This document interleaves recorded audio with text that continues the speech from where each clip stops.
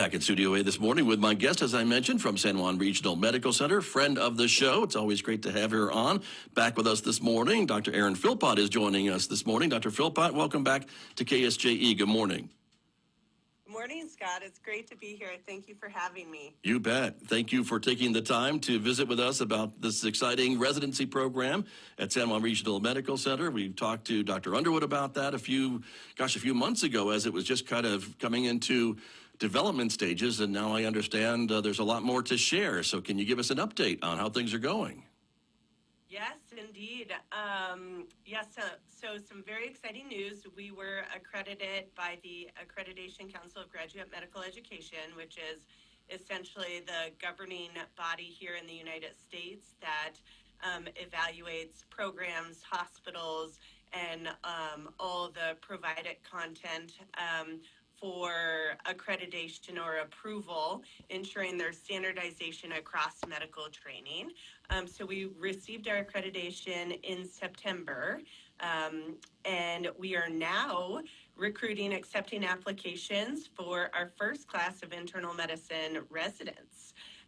We've had many applicants, over 1,000 in fact. Wow. And we intend to start, just 4 residents July 1st this next year, July 1st, 2026. So we are busily preparing for the arrival of residents and currently interviewing many individuals, about 76 interviews we're doing over the course of November, December, and January. Got you. And these applicants that you've been looking at, these 1,000 applications, are they from the state, the region, or all over the place? Where are they coming from? Yeah, great question. So actually all over the world. Wow. We do have some applicants from the United States, but the vast majority of our applicants are international medical graduates. This is fairly common, especially for new programs, but overall in the United States, about 40 to 45% of internal medicine trainees are international medical graduates and then compose a large portion of our actual physician workforce here in the U.S. Got it. And so help us understand maybe how the residency kind of works into someone's education or a future doctor's education, right? They need a residency kind of to move on to the next level. Is that an important step, I guess, in getting to practice medicine? Yes, excellent question. So just to walk you through kind of the whole training journey, I guess you could call it, to become a physician, which is quite long and indeed a journey. So, of course, first you attend and this is the United States, of course. Other countries have a little bit different structure, but somewhat equivalent. So in the United States, you attend your undergraduate medical education for 4 years.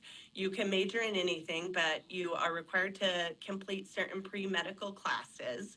You take the MCAT, which is like the medical school entrance exam. You then go to medical school for 4 years. The first 2 years are traditionally more like classroom teaching experiences like anatomy, physiology, pharmacology, all those sort of core foundational concepts. The second 2 years are traditionally your clinical years, so you're doing rotations, and the community is likely aware we have medical students primarily from Burrell College of Osteopathic Medical School, but from other places as well, rotating already at San Juan. So those are medical students in their third and fourth year of medical school.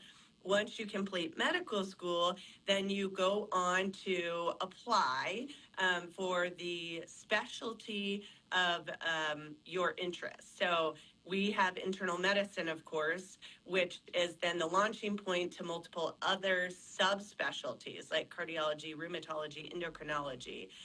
Internal medicine residency is 3 years in duration. And as I said, there's a very structured curriculum that the ACGME or Accreditation of Graduate Medical Education requires. And then after completion of your residency, you become a full-fledged doctor. So internal medicine physicians can go on to become either physicians who work in the hospital, like I do, or primary care physicians that work in the community, and manage primary care needs, or on to fellowship, which is, as I was mentioning, where you can become a subspecialist like a cardiologist, nephrologist, et cetera.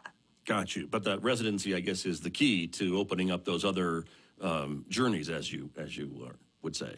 It, definitely, yes. Got it. And so with this, is it the hope of the program and the hospital to maybe get some of these residents here, and then maybe they enjoy their time so much they don't want to leave after 3 years, and maybe set up shop either in the community or fill an opening at the hospital or some local need? Yes, that is exactly the goal.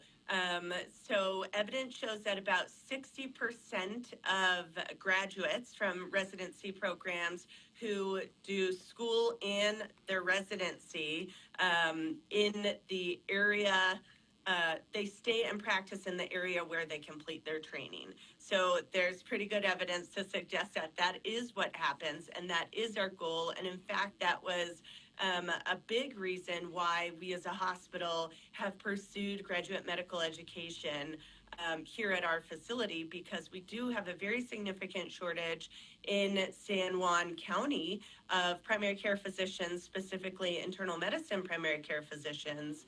And then, of course, we have a void of subspecialists as well, and hospital medicine physicians as well. Got you. And you said the first class is going to be made up of how many of these residency students? So our first class will be 4 residents, and however, we do intend to build our program over time with an ultimate goal of 24 total, or 8 residents per class. Got you. And that's where I was going with that, to wonder if it was planning to grow and to involve more future doctors here as the program gets underway. But with this first one, it's very exciting to start off in July, I think you said, with these new graduates, basically, to form a residency here at the hospital. What have you heard from some of your colleagues there at the hospital? Are they excited to kind of rub elbows with these freshly minted medical students and show them the ropes, as it were, at the hospital? Yes, I would say there's great excitement in welcoming these residents. I think residents add a lot to a culture. They're, of course, these young doctors just coming out of medical school with fresh knowledge and a fresh perspective, and kind of looking at things through a different lens. So I think generally the feeling here among the staff is one of excitement. And I think the community should also feel that way. There's some pretty good evidence to suggest that quality of care actually improves with the presence of graduate medical education programs and learners in hospitals. And even mortality rates have been shown to go down, readmission rates. So there's a lot of metrics, meaningful metrics, that are impacted by the presence of learners. And it's probably for a lot of reasons, just having a whole team of doctors thinking about each individual case, additional interaction time with patients, quality improvement initiatives that residents do, research that are typically led by attending physicians, but residents certainly hugely contribute to. So I think there's a lot of excitement all around. Very good. And Dr. Philpott, are you getting any flashbacks back to your residency and your time kind of learning a little bit as you started your medical career? 100%. Yes. It's making me think about it a lot, and what was hard and what I liked. And, I think the different, of course, generations coming into the workforce have really different values and outlooks. And so I think there's some real benefit to that, and I anticipate some real challenge there too. We did, 30-hour call shifts when I was completing my residency, and that is not so popular anymore for quite obvious reasons. So it's going to be a big shift from even when I completed my training to now. And I think it's been really incredible to be here from kind of the inception of the program, and, creating those building blocks to create this structure of graduate medical education, because I think there is great opportunity for innovation and creativity in how we educate our physicians, our future physicians coming into the workforce in a really positive way to provide excellent care. And can you remind us where you served your residency? Yes, I went to University of Washington, so it was a very large academic center, and I trained at the county hospital there, Harborview, it's called, in downtown Seattle, as well as University of Washington Medical Center and the VA there in Seattle as well. So diversity of hospital environments, but quite different compared to like a community training program. Right, which will be offered here, I guess, right, with San Juan. Exactly, yes. And is that something that maybe some of the applicants are pointing out that they're interested in, is maybe working at a smaller facility and not a big city metropolitan type of hospital, and maybe working at a community hospital like San Juan Regional and learning the ins and outs? Because certainly the type of care can be somewhat different, and the type of patients that are coming in from far distances is quite different than maybe being in a metropolitan area. Definitely, yeah. We've had a lot of applicants specifically express their desire to train in this region. The community operated and owned hospital environment, I think, offers really a lot in that regard. You're a true individual in our system, I think, as compared to, not that I didn't feel that way in residency, but when you're in this lumbering beast of an academic institution, you are not so much seen as, an individual. So I think there really is the desire specifically to come here, and really just incredible stories from these applicants, Scott. I mean, from all over the world. We have a large number of Pakistani applicants, applicants from India, Nepal, and just remarkable stories of resilience and perseverance, and really smart people, and wanting to serve the underserved. So true service and dedication to their profession. So yeah, they have sought out our area very specifically for their training.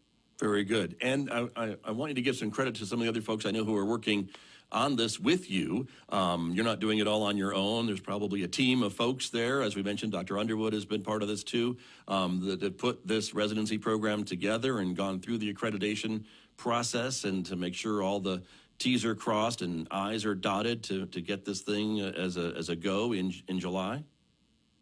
Yes, absolutely. It is definitely a team effort here. Kind of all hands on deck at this point. There's no department at our hospital that I think is going to be not impacted. The way GME, or graduate medical education, works in finance and billing, it is a widespread impact. And certainly Dr. Underwood's leadership has been invaluable in getting this program up and going.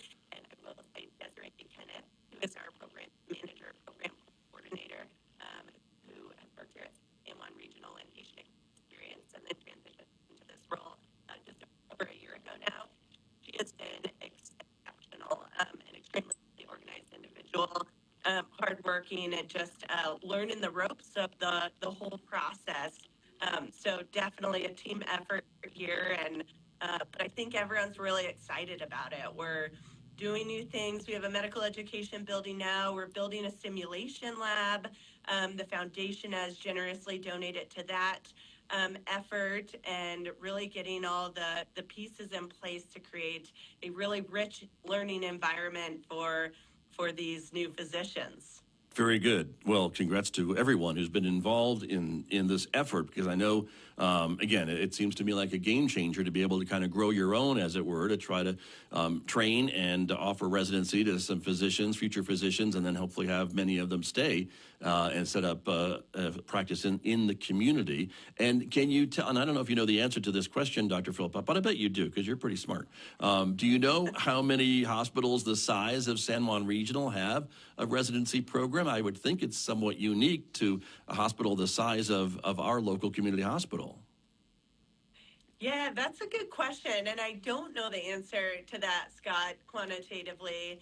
I will say there's a pretty good number of community programs. In fact, I went to a conference recently, a month ago, about in Atlanta, where we met with, it was all the program directors across the country. So there was a great number of community hospitals represented there. I think there's been, of course, with just healthcare shortages in every discipline across the United States, a great effort around the country to increase available resident physicians to get through their training to become physicians. So that number has been growing every year.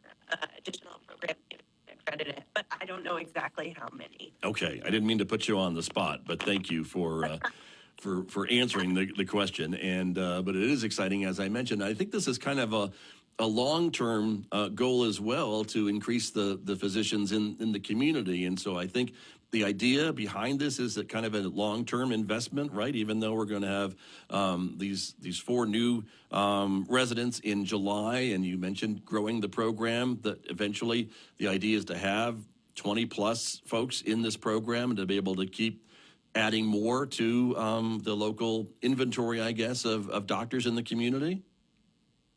Yes, that is the long-term goal. So our program specifically is, we are, the structure is a bit complicated, but in essence, we are being sponsored, is the word, sponsoring institution by the Right. New Mexico Primary Care Training Consortium.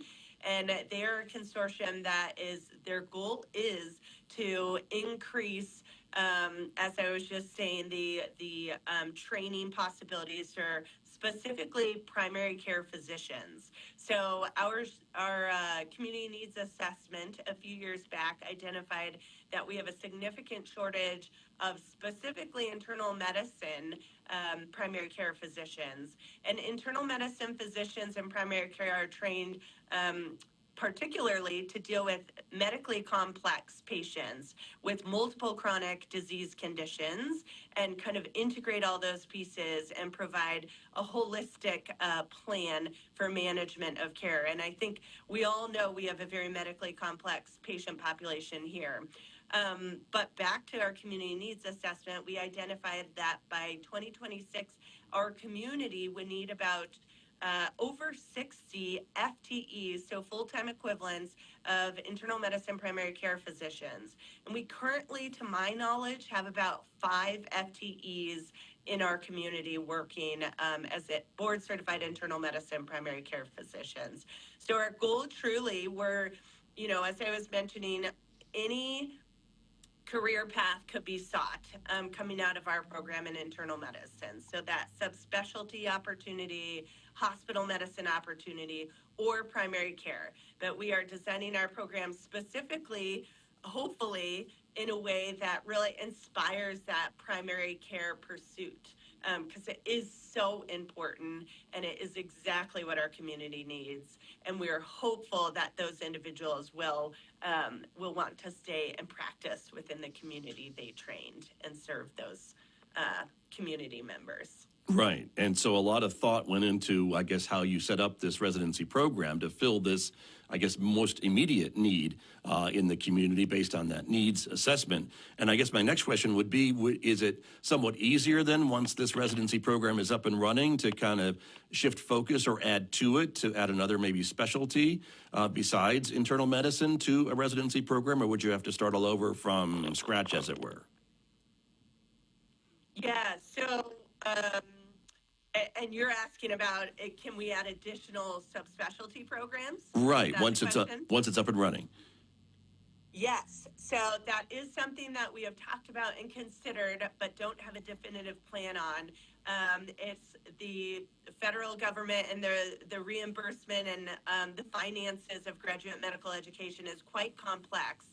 But the bottom line is we will need to add additional programs if desired within 5 years of starting our program. So we are, it sounds like a long time, but gosh, that happens quickly, and there's a lot of pieces to get in place before doing that.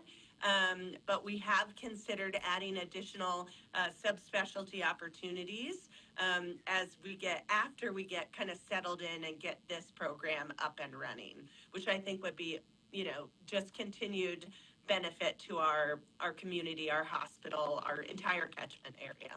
Sure, got it. But certainly you're meeting the initial needs and maybe the greatest needs with this internal medicine track, which is really exciting to hear about. And so, Dr. Philpott, between now and July, I guess the idea is just to kind of identify these the first class of your residents and get them orientated to starting to serve in Farmington in the summer, I guess. Yes, so there's actually an incredible amount we need to do before July 1st. But that is one of the things, as we complete interviews, the way the medical, system works is after there's a centralized application service that I mentioned, and then we as the program will identify our applicants in order of rank that we desire to have at our program. All the applicants will do similarly. And then in March, it's called the match. There's a match week over generally the week of St. Patrick's Day.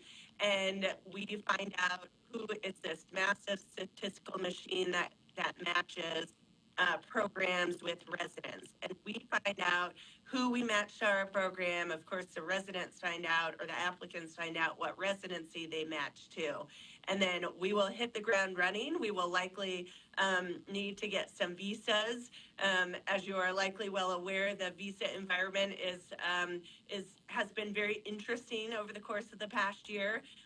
So that adds an element of complexity to things. And then we will get them, they will be starting orientation July 1st. So we're building curriculum, we're arranging rotations, we're adding software to our organization, we're building our simulation lab, we're working with faculty and doing trainings.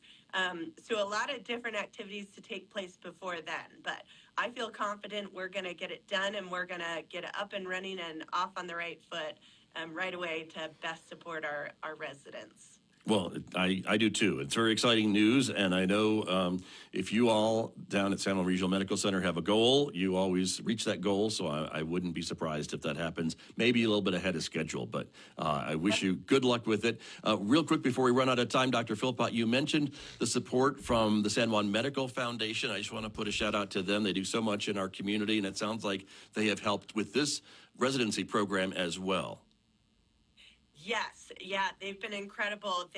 We put in a request to the foundation for the building of a simulation lab, as I was mentioning. So we're getting a high fidelity mannequin, which we'll be doing multidisciplinary trainings with, and a number of other different procedural equipment items, as well as some consultation from a consultant at Brigham and Women's at Harvard. So so grateful for them, Scott, and just the whole community really, and standing up and the support and surrounding institutions to help make this happen. And not only make it happen, but make it a incredible program, or what I envision to be an incredible program that will really give back to our community in many different ways.